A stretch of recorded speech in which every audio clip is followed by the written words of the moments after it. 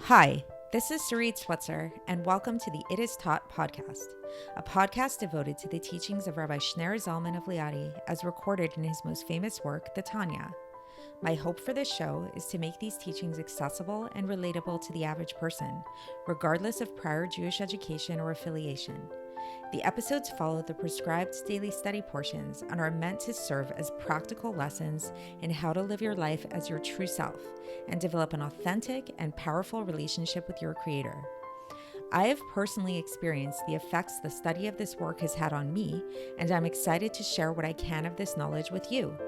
So please join me on this journey of learning, self-growth, and connection with your source.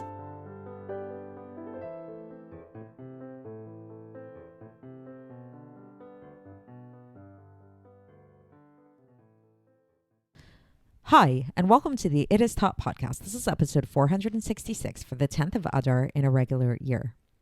Yesterday, we spoke all about love. We began what's known as the love or heart chapter 32, which in Hebrew is Lev, is Lamed Bet, which means heart in Hebrew. We started talking about this precept of loving your fellow Jew and how we can attain that. And the conclusion was really that the gateway to loving your fellow as yourself is by really focusing on their godly soul and connecting with your own godly soul as opposed to your animal soul or their animal soul, and how all divisions amongst Jews really stem from their bodies, but essentially on a godly soul level, we're really all one and the same. So this is all really nice in theory, but let's be real. What happens when you encounter somebody who does something that is really, really distasteful to you? So you can sit and meditate and try to focus on their godly soul. Like, that's all very nice and good. But what about the thing that they did? What about the fact that you just saw them do something that's really not okay, that is not excusable by any means at all? What are you supposed to do with that? Are you just supposed to ignore it? I mean, ignoring it actually seems to run counter to Torah, because as we'll see in today's text, it actually says in the Gemara that there's actually a mitzvah to hate somebody who does something wrong, who sins against God. So we just been all lovey-dovey talking about love and loving our fellow Jew, regardless of who they are, and unconditional love and all that. But then on the other hand, we're saying that there are times that we have to hate people. So how do we reconcile this? How can you both love and hate somebody at the same time? What is going on? So this is what the Alter Rebbe is going to focus on today, is really the practical application of this all and leading us through kind of a very logical, sequential kind of reasoning of self-talk of what we can tell ourselves and how we can view the situation when practically something like this comes about, when we encounter a Jew that we want to love because they're our fellow Jew, but then they do something that's not okay. They do something that's against the will of God. How do we deal with this? What emotions are we meant to be feeling in this moment, and how can we come to experience the appropriate emotions? So let's get straight into the text and see how the Alter Rebbe leads us through it. So the Alter Rebbe begins today, and again, for context, we're learning the second half of chapter 32 of Likkutei Amarim. And the Alter Rebbe begins today with a challenge to everything that we've learned yesterday, which again was all about loving your fellow Jew, focusing only on their godly soul and all that stuff. So then the Alter Rebbe says, but wait a second, there's this teaching in the Gemara. And for context, in the Gemara, this is in Masechet Pesachim, page 113b, that if you see your fellow sinning, then it's actually a mitzvah to hate them. And not only is it a mitzvah for you to hate them, you're actually supposed to go and tell your teacher that you should hate, that he should hate him too. And okay, so what's this about? So the Alter Rebbe says, wait a second, we have to look at this wording very specifically.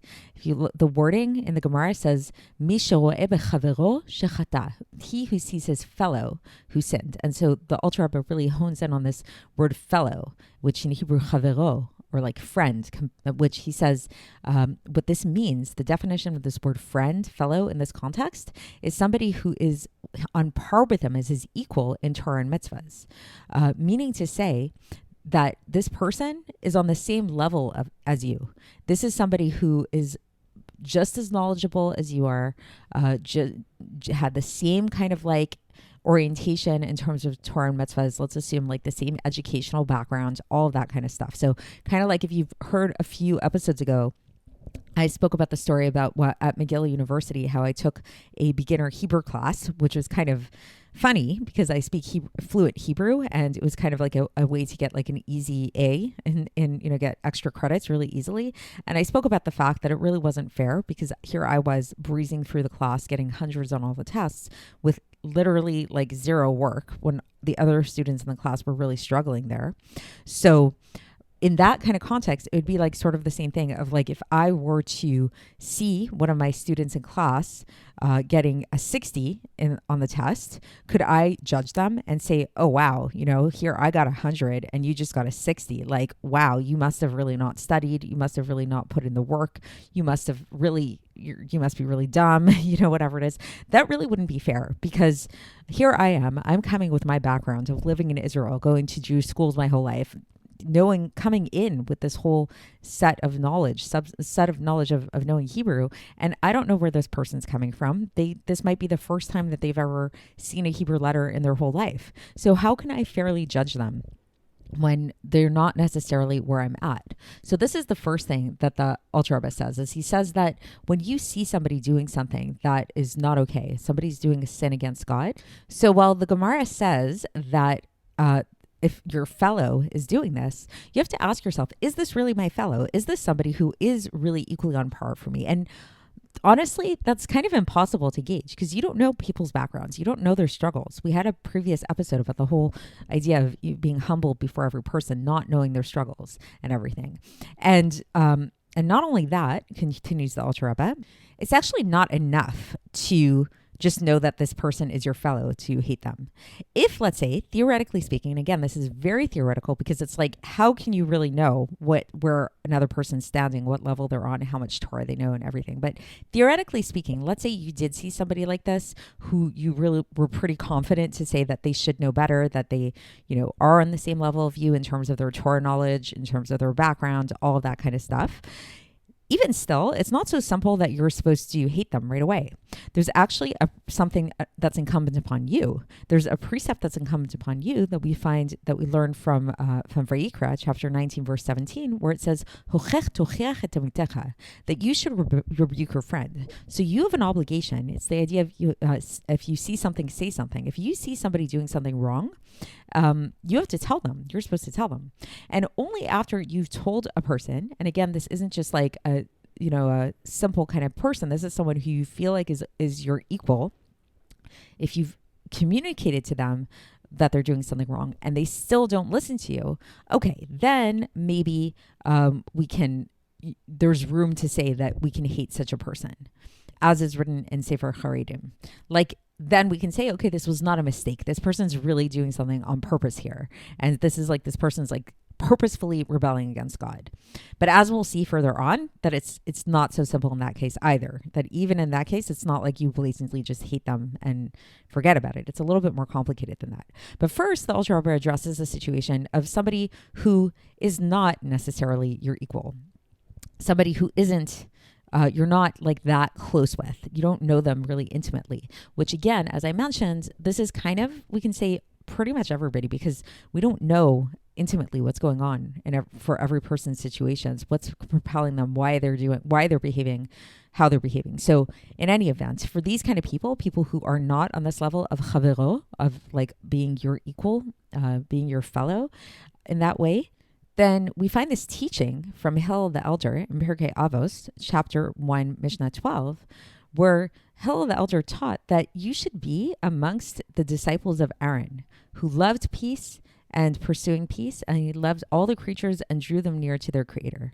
Meaning to say that even those that are very far from God's Torah and serving God, so to the point that they're just called creatures. So the Hebrew, I'll read out that Hebrew, the teaching of Hillel in Hebrew. It says, "Havei mitalmidav shel Aaron," be amongst the students of Aaron, "Ohev shalom v'chulei," that you should love peace and pursuing peace, "Rodef shalom," pursuing peace, and "Ohevet habriot u'mekrovan leTorah," love your fellow creatures and bring them close to Torah. And so the Alter Rebbe specifies that this word, love your creatures, your fellow creatures, is briot in Hebrew. This is like sort of like a hint at the fact that some people are kind of on such a low level, such a simple level, that they're merely called creatures. And so for even these kind of people who are on this very low level, the Hillel is saying that the trait of Aaron HaKohen, what he was famous for was this idea of love, loving all Jews. And Hillel says that this is a trait that we really need to emulate for towards all Jews, even Jews that are really, really these like simple folk that have no real positive qualities to them other than being creatures of God, creations of God. And for them, even for them, the Alter Rebbe says that, as taught by Hillel Zaken, that we need to draw them in with ropes of love. And perhaps through this love, this will draw them closer to Torah and to the service of God. So the Alter Rebbe really is proponing this technique of basically like how to draw somebody close is through love, not through punishments, not through berating and things like that. But if you see somebody who's far from God, it's a very practical way. You see Jews nowadays who are not religious, either because they weren't raised religious or even Jews who were raised religious. What's the proper approach to someone who is very far from God at this moment? The Alter Rebbe is saying it's to love them, draw them close and near with love. And now the Alter Rebbe says that even if, let's say, so you kind of, there's a little bit of a strategy kind of thinking here that we're thinking to ourselves. You see, the idea of kiruv or shluchas, that you see somebody who's not religious and you say, oh, how I'm going to make them religious? I'm going to shower them with love. So what happens if you do that? You're very loving towards them and it doesn't work. They don't actually come closer to God. It's nice you love them and all that stuff, but they don't actually start keeping mitzvahs or things like that. The Alter Rebbe says, don't worry. Even if you failed in this endeavor of trying to bring them close to God, you still got the mitzvah of loving your fellow. So this is for those categories of people who are not really on your level. These are simple folk kind of Jews that don't necessarily know better, or you don't really know where they're holding. They're not really that close to you. You don't know the intimate details of their thoughts and their life. Just love them. And okay, so that's the idea of Jews that are not so close to you, that are not your equal, let's say. Now the Alter Rebbe is going to go back to those Jews that are our equal, that seemingly, according to the Gemara, it says that we're supposed to hate them. These people that are your, that you are very close to, that are your equal, and that you did rebuke them, and they did not stop sinning even after you rebuked them. They should know better, and they didn't, and so it's a mitzvah to hate them. So let's say you really, really know, there's a way that you can peer into their thoughts. You know what's going on. Then, and you really conclude there is a firm way to conclude here that they should have known better. There's no excuse for their behavior at all. And you actually do have a mitzvah to hate them. There's no way around it. So the Alter Rebbe says, fine, sure, there's a mitzvah to hate these Jews. Okay. But you know what? There's also a mitzvah to love them. That doesn't take away the mitzvah to love them. So how can you hate somebody and love them at the same time? What's going on? So the Alter Rebbe explains that we hate them due to the bad that's within them, the negativity that's within them. And we love them due to the good that's hidden within them, which is the spark of God that's within them that vivifies their godly soul. So again, it comes back to these idea of the two souls. If we look at a person as being just one person, one soul, sure, it gets really complicated. It's like, okay, they're doing something horrible. We identify everything they do with them, then we're going to hate them. But when we realize that we're all made up of two souls, it becomes a lot more complicated, because then we realize that, okay, somebody's doing something negative, that's not coming from the godly soul, which means only one half of them was involved in this negative thing, the animal soul. So sure, hate that part, hate the negativity within them.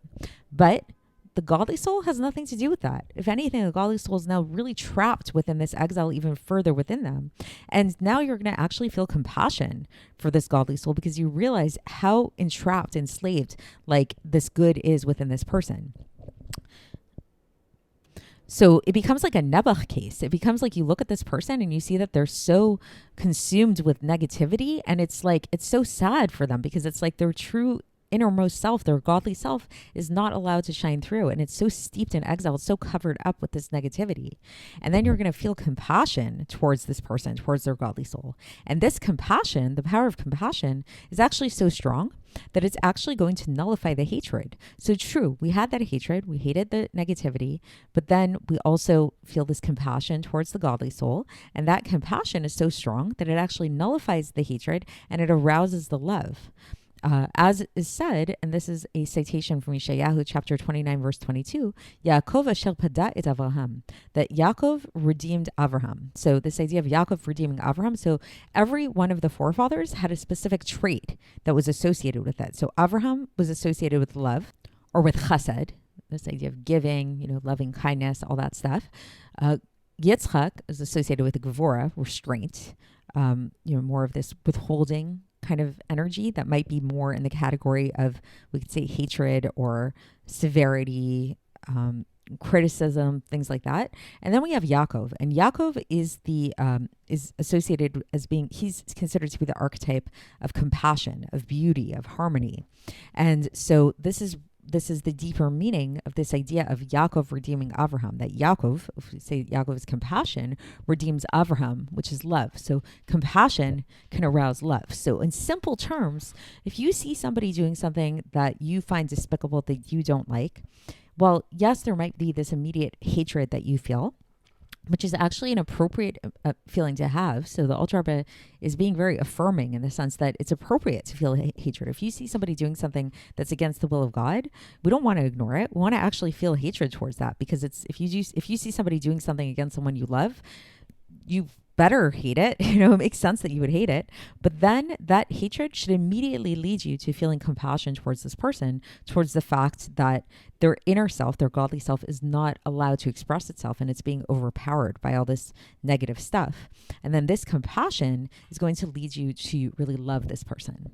And then in conclusion, the Alter Rebbe brings up a final seeming challenge to this idea, where we find that in Tehillim, chapter 139, verse 22, we see that David HaMelech, King David, said, Tachlit sinas netim, that he hated them. I hate them with a consummate hatred, which really sounds like absolutely no love. There were certain people that David HaMelech totally hated with a total, complete kind of hatred.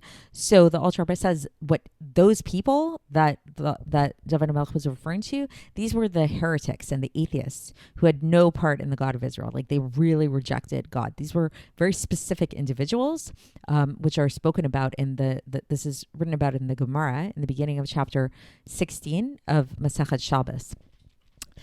So it's not your average Jew who's just doing something. And the truth is, this is where the Alter Rebbe ends off here.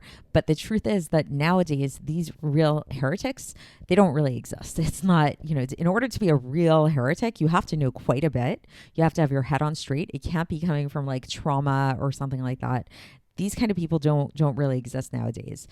If you think about like the term atheist, like that's like a very intense thing to say that a person, you're an atheist, is like, in order to have a conclusion, it's one thing to say that you're agnostic. Agnosticism is saying that like you don't know if there's a God, you're not sure. It's sort of, you can say that there's a certain level of humility there, but to say that you're an atheist means that you've thoroughly researched everything about God, you've learned the entire Torah, you've learned the entire Gemara, everything there is to know, and you've concluded that there absolutely 100% is no God. That's like a pretty definitive statement. And like, think about nowadays, like our generation of like TikTok, Instagram, stuff like that. How many people can we say are on that level that they can know something like that with such definitude, that they studied so extensively that that's the conclusion that they're at, that they're like who is a real atheist nowadays? Do they even really exist? And again, is perhaps those people that call themselves atheists, how tainted is that with their own trauma, with their own emotional issues that's going on? So, I mean, this is something that I believe the Rebbe spoke about in other places, that this idea of true heretics nowadays, it doesn't really exist, which really means nobody falls into this category of consummate hatred that David HaMelech had towards these people. So really, this idea of loving your fellow Jew can apply to every single Jew across the board. And in conclusion, just to bring it all together, so again, today the Alter Rebbe really addressed how we can have this love towards our fellow Jew, even when we're seeing them doing things that are not appropriate, that are negative, that we find despicable. So first of all, we have to assess, is this person really on my level that I can judge them? Is it appropriate for me to judge them in such a way? Have I rebuked them? Have I done my part? Did they still go about sinning even after I rebuked them? Once you make this assessment, then you can say, okay, so now if they're not on my level, then the Alter Rebbe says, so draw them to your level with love, and even if they never come to your level, even if they never come closer to God, that's okay. You've done your mitzvah of loving your fellow Jew. And if they are on your level, and if you rebuke them, they still are not doing what they need to do, then this should lead you to, yes, hate what they're doing, hate the negativity within them, but at the same time, feel a deep sense of compassion towards the godly soul that's trapped within this negativity, trapped within this evil, and recognize how difficult this is for their godly soul. Feel this compassion towards the godly soul, and that godly soul will nullify the hatred and will instead bring out the love towards your fellow Jew. So indeed, we can love everybody. We can love our fellow Jew. We must love our fellow Jew. Love is the whole point of the world, as we learned yesterday. And so that's the conclusion of chapter 32. We're going to move on tomorrow to chapter 33. I'll speak to you then. Thanks for listening to the It Is Taught podcast, hosted by Sarit Switzer. This podcast is dedicated in loving memory of my maternal grandfather, Avraham Yitzchak ben Binyamin HaKohen of blessed memory. Music by Shoshana. If you enjoyed this episode and would like to support the show, please share it with others and subscribe on YouTube, Apple iTunes, Spotify, or wherever you listen to podcasts. And make sure to leave us a 5-star review. To find out more about the It Is Taught project, including more information on my soon-to-be published book, please visit our website, itistaught.com. To catch the latest from me, follow me on Facebook, Instagram, and Twitter. Looking forward to speaking with you tomorrow, and until then, have a great day.